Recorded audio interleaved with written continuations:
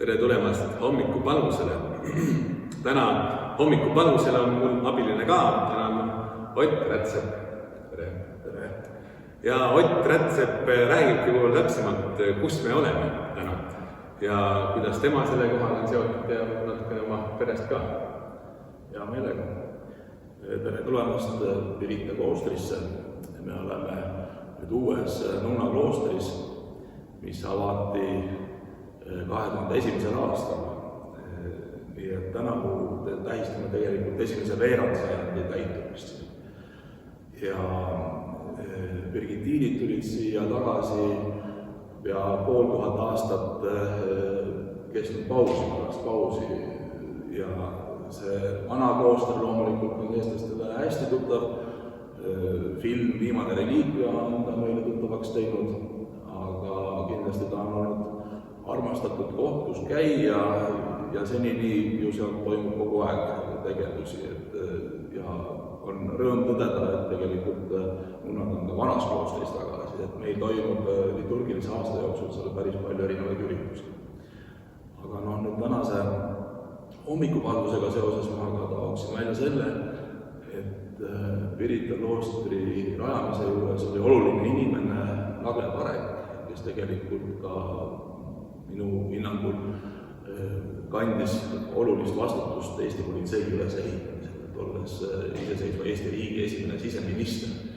Nii et siin ka tekib otsene seos tegelikult teie ameti ja kloostri vahel. Ise olen ma nüüd olude sunnil. Lage on välja teenitud pensionil kloostri kõneisik. Nii et ma täidan siin erinevaid ülesandeid. Klooster elab küll oma igapäevast elu ja on selline võib-olla poolsuletud siis asutus. Ja mina aitan nunnadel suhelda siis selle välise maailma.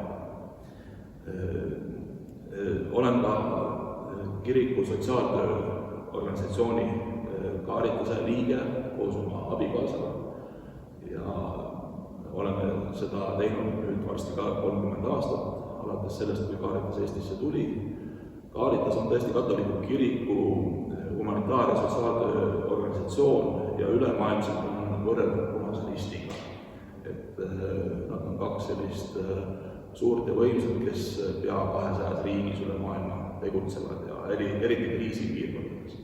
Aga siin meie töötame valdavalt täna noorte emadega, ka alaealiste emadega ja oleme seda teinud nüüd juba pea 25 aastat ka.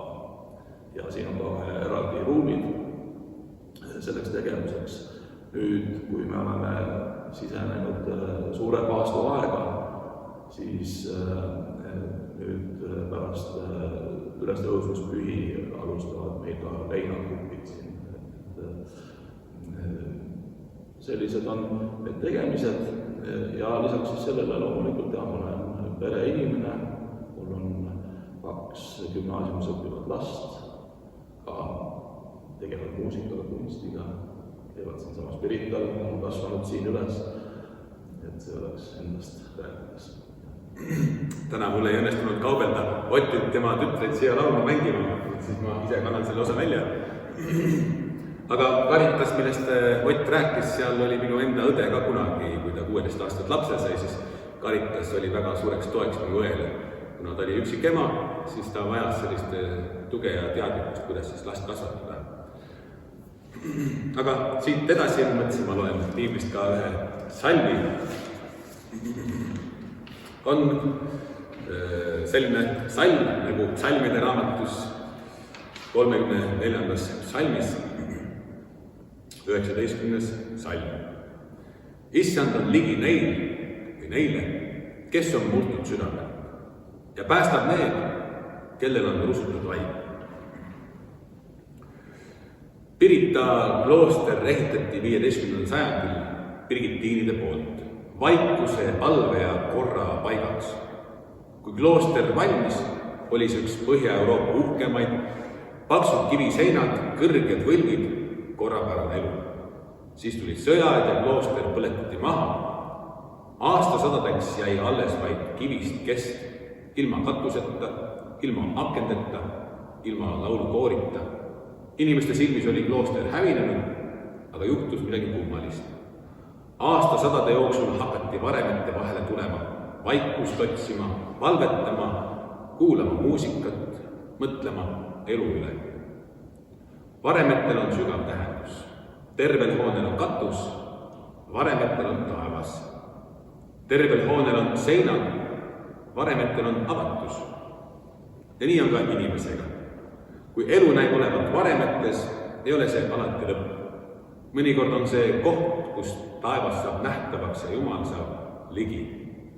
Sest just seal, kus inimene süda on murtud ja elu näib olevat varemetes, võib olla issand kõige lähemal.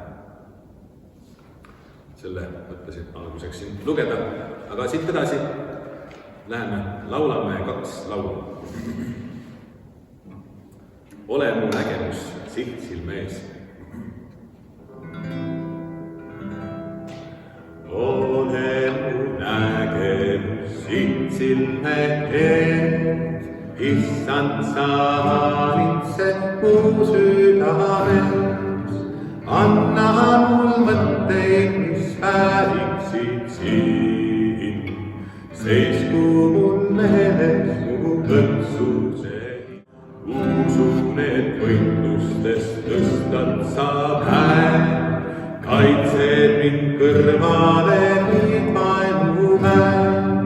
Varjupaik oled mu kindluse vahel. Su vägi varjab mind sind taeva all.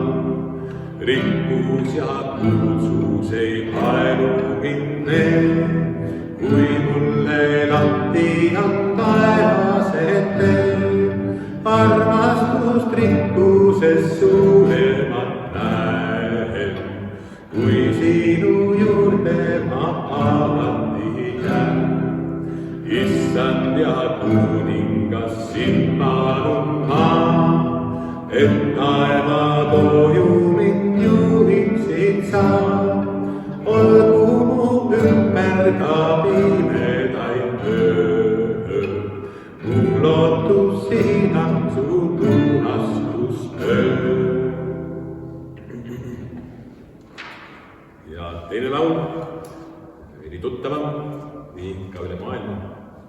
Su armu issand imetlen.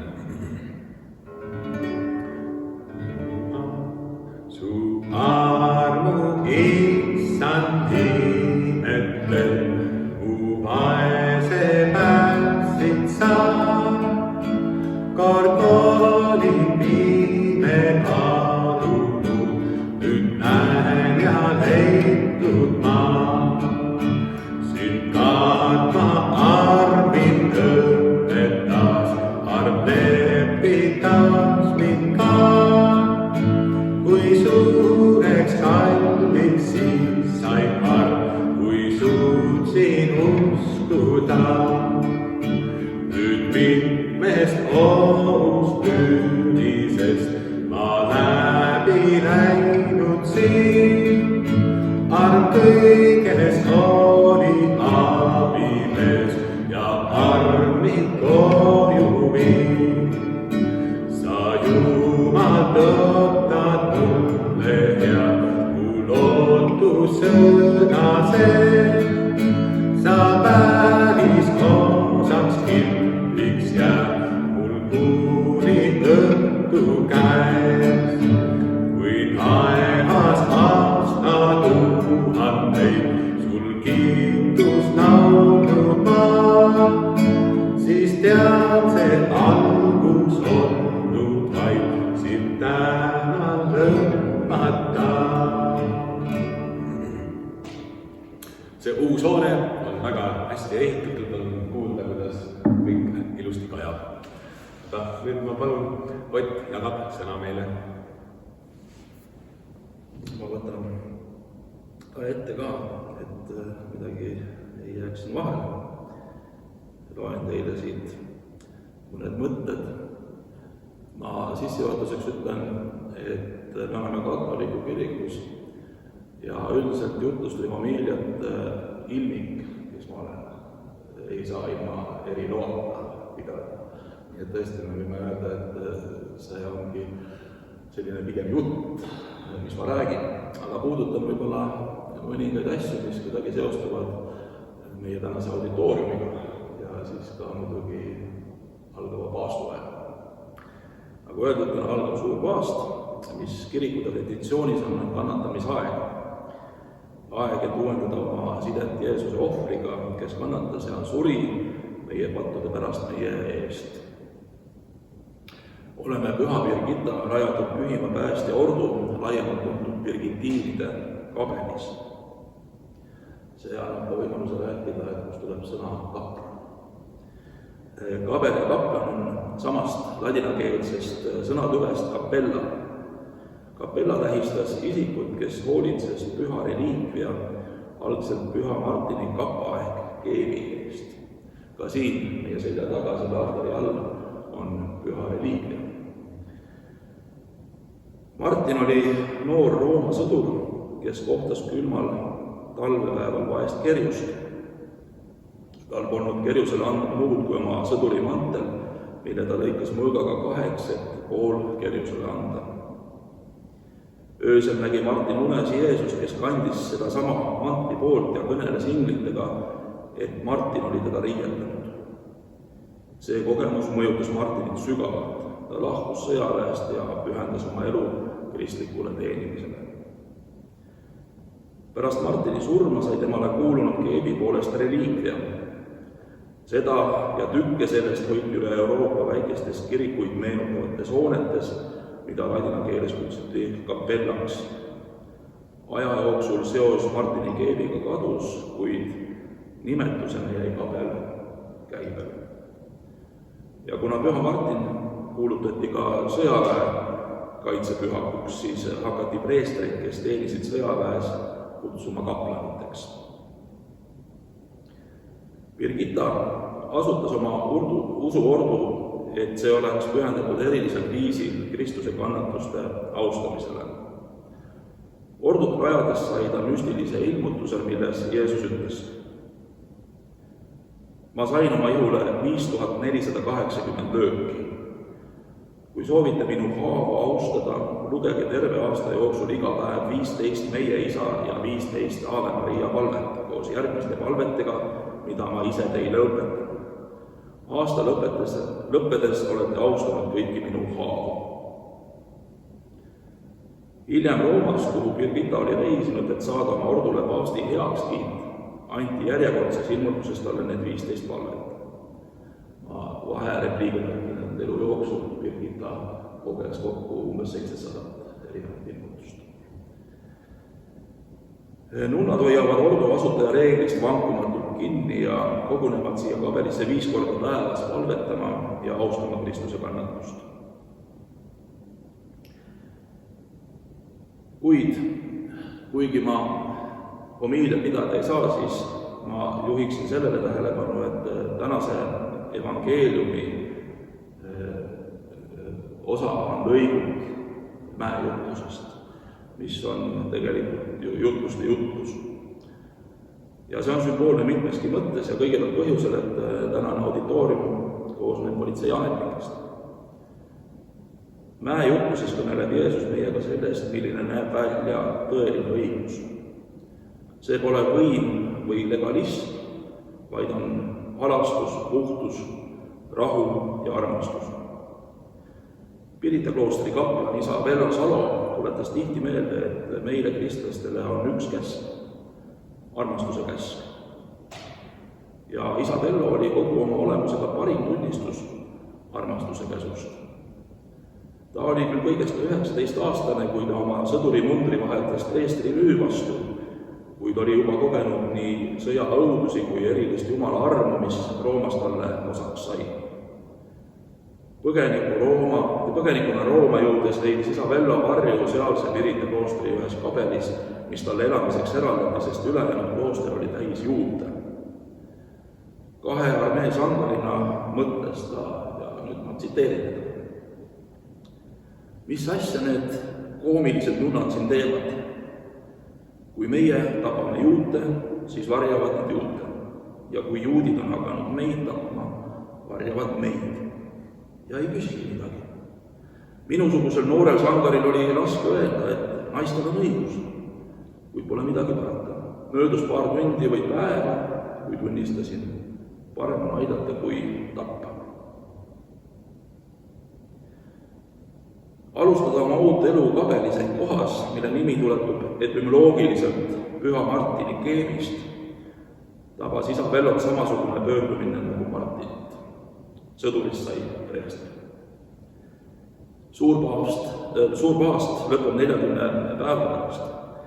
Isa Vello Salo on puhkepäeva jutlustes ikka öelnud, et paastuaeg pole mitte nälgimise aeg, vaid meid ootab ees vaimse ületoitumise periood, mil tõmbame televiisorile katte peale ja loeme rohkem vaimulikke raamatuid. Seda soovin algavaks paastuajaks meile kõigile. Aamen. Aga tänan, Ott. Nüüd saame laulda veel laulu. Ma tahan laulda sulle tänuviisi. Mõeldes siis Jeesuse peale, kellele meid seda tänuviisi enam laulda. Ma tahan laulda sulle tänuviisi, sind ülistan, sest sina oled hea. Su poole nüüd ma palvestan käe, kuuleb kiitu sinu vägevu. Laulan halleluuja, halleluuja, kiitus tänu sinule. Laulan halleluuja, halleluuja, kiitus tänu sinule. Ma tahan laulda sulle tänuviisi, sind ülistan, sest sina oled hea. Su poole nüüd ma palvestan käe, kuuled kiitu sinu vägevu. Laulan halleluuja, halleluuja, kiitus tänu sinule. Laulan halleluuja, halleluuja, kiitus tänu sinule.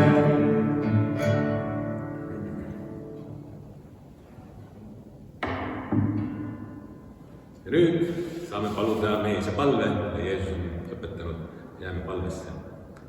Meie Isa, kes sa oled taevas, pühitsetud olgu sinu nimi, sinu riik tulgu, sinu tahtmine sünni, nagu taevas on väga maa peal. Meie igapäevast leiba anna meile tänapäev ja anna meile andeks meie võlad, nagu meiegi andeks anname oma võlglastele. Ja ära saada meid kiusatusse, vaid päästa meid ära kurjast, sest sinu päralt on riik ja vägi ja au igavesti. Aamen. Ja ma annan edasi Jumala õnnistuse. Issand, õnnistagu meid ja hoidku meid. Issand, lasku oma pale paista meie peale, olgu meile arvamine. Issand, tõstku oma pale meie ja andku meile oma arvamine. Jumala Isa, Poja ja Püha nimel. Aamen.